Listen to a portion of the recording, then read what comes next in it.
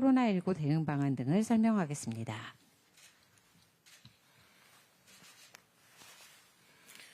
예, 11월 24일 수요일 중대본 브리핑을 시작하겠습니다. 오늘 중대본에서는 수도권 병상대기 해소 방안에 대해 논의하였습니다. 최근 수도권의 위중증 환자와 병상 수요가 증가하고 있습니다. 중환자 병상은 전국적으로 71.0%가 가동 중이나 수도권은 83.7%의 가동률을 보이고 있습니다. 감염병 전담병원은 전국적으로 66.2%, 수도권은 75.2%의 가동률을 보이고 있습니다. 오늘 기준으로 하루 이상 병상을 배정받지 못한 확진자는 778명입니다. 어제와 그제보단 다소 줄었지만 상당한 분들이 대기를 하고 있습니다. 주로 증상이 없고 건강한 상태의 환자분들이 대기 중이며 1일 3회 모니터링과 감염병 전담병원 등 의료기관을 통한 환자 관리를 실시하도록 조치한 바 있습니다. 이와 함께 입원을 기다리는 환자들이 신속하게 병원으로 배정받을 수 있는 방안들을 논의하였습니다. 우선 첫째로 추가 병상을 신속하게 확보하겠습니다. 이미 발령된 행정명령에 따라 수도권 준중증 병상 454개, 중등증 병상 692개와 이외 추가 확보 병상을 확충하려고 합니다. 11월 6일부터 오늘까지 중증과 준중증 병상 62개, 중등증 병상 730개 병상을 확보한 상태입니다.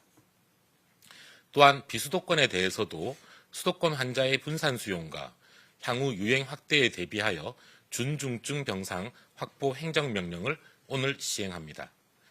비수도권의 상급 종합병원과 국립대병원 24개소에 대하여 허가병상의 1.5%, 그리고 700병상 이상 종합병원 4개소에 대하여 허가병상의 1%를 확보하여 총 267개 병상 확보가 가능할 것으로 보고 있습니다. 행정명령 외에도 수도권을 중심으로 거점 전담병원들과 감염병 전담병원 병상도 추가로 지정하고 있어 중등증 병상의 경우 행정명령의 목표 이상으로 확충하고 있는 중입니다. 둘째, 중증 환자 중심으로 병상을 좀 더 효율적으로 운영합니다. 현장에 맞는 의료기관의 자율적 판단하에 한 병실당 입원 가능한 환자 수를 탄력적으로 조정할 수 있도록 조치하였습니다. 또한 이렇게 늘어나는 병상에 대해서도 병원에 대한 보상은 종전과 동일하게 지원할 예정입니다. 또한 중환자실 치료가 꼭 필요한 환자 위주로 입원이 이루어지도록 배정과 평가를 강화하고 있습니다. 이러한 평가는 국립중앙의료원 주관으로 대한중환자의학회의 협조를 얻어 재원적정성 자문위원회를 운영해 평가를 강화하고 전원을 지원하는 중입니다. 중환자실 재원이 부적합함에도 전원을 거부하는 경우는 병원 보상을 삭감하고 환자에 대해서도 본인 부담을 부과합니다. 세 번째로 병상 배정팀의 인력을 확충하고 업무 조정을 통해 병상 배정의 속도를 올리고 효율화하고 있습니다. 수도권 긴급 대응 상황실에 군의관 20명과 간호사 10명을 추가 배치하였습니다. 또한 배정이 어려운 중환자에 대하여 중증병상 전담팀을 신설하여 중환자 선별에 있어 정확성을 높여가겠습니다. 마지막으로 증상이 호전된 중환자의 전원이나 안정기 환자의 조기 퇴원에 대한 인센티브를 강화하여 병상 여력을 높이겠습니다.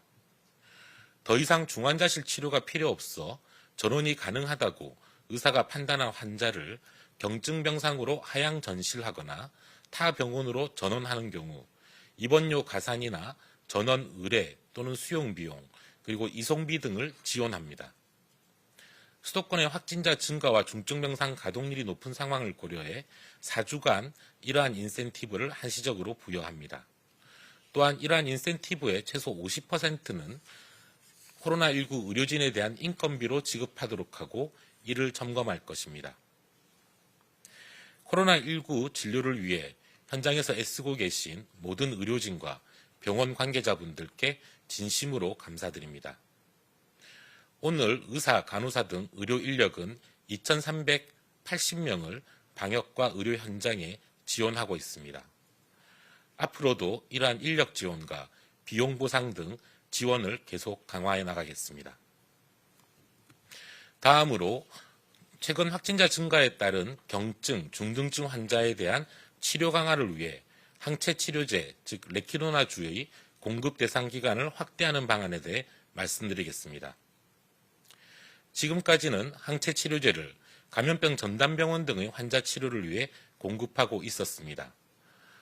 이제부터는 생활치료센터와 요양병원의 경증, 중등증 환자에 대해서도 항체 치료제를 투여하기 위해 공급 대상을 확대합니다. 투여 대상은 산소 치료가 필요하지 않은 수준의 경증 환자 중에서 50세 이상이거나 기저질환을 보유하고 있거나 혹은 폐렴 소견이 나타나는 분들입니다. 11월 25일부터 공급을 시작할 것이며 요양병원에 대해서는 각 시도를 통해 수요를 파악한 뒤 공급될 예정입니다. 생활치료센터의 경우 바로 제약사에 신청할 수 있으며 별도의 주사실을 설치하거나 혹은 협력병원을 활용하여 투여할 예정입니다. 국민들께 헌혈과 관계돼서 부탁 말씀을 드리겠습니다. 동정기 혈액 수급 안정화를 위해 생명 나눔을 실천하는 헌혈 활동에 함께해 주시기를 요청드립니다. 현재 하루 혈액 보유량은 3일 이상 5일 미만인 간심 단계에 머물러 있습니다. 어제 기준의 혈액 보유량은 4.21분입니다. 특히 헌혈은 추운 겨울 날씨에 영향을 받아 헌혈량이 더 감소할 수 있습니다. 따라서 국민 여러분께서는 가까운 헌혈의 집 또는 헌혈 카페에서 이웃을 살리는 헌혈에 동참해 주시기를 부탁드립니다.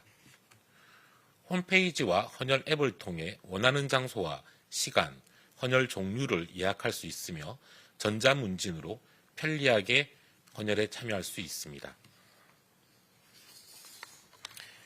4,000명 이상의 확진자가 발생하고 위중증 환자도 계속 늘어나는 어려운 상황이 계속되고 있습니다. 60세 이상 고령층의 감염이 특히 증가하고 있습니다. 특히 상반기에 예방접종을 시작한 요양병원과 요양시설들의 집단 감염도 늘어나는 추세입니다. 정부는 요양병원과 요양시설, 정신병원 등에 대해 11월 26일까지 추가 접종을 1차적으로 완료하는 것을 목표로 신속하게 추가 접종을 진행하고 있습니다. 현재까지 동의율은 요양병원의 경우 88.2%, 요양시설은 90.8%이며 계속 올라가고 있습니다. 11월 26일까지 요양병원과 요양시설 대상자 39만 5천 명 중에서 80.7%인 31만 9천 명이 접종을 완료할 것으로 보입니다. 그러나 지역별로는 접종 속도에 편차가 있습니다. 요양병원과 요양시설의 관계자분들께서는 신속하게 추가 접종이 실시될 수 있도록 보다 적극적으로 협조해 주실 것을 부탁드립니다. 또한 요양병원과 요양시설의 종사자분들께서도 본인의 건강과 어르신의 안전을 위해 추가 접종에 적극 참여해 주시기를 부탁드립니다. 예방접종은 누구나 할 수 있는 사회적 기여이자 모두를 보호하기 위한 수단입니다. 정부도 11월 26일까지 이들 시설에 대한 추가 접종을 완료하여 이번 위기를 극복하는 데 총력을 다하겠습니다. 감사합니다.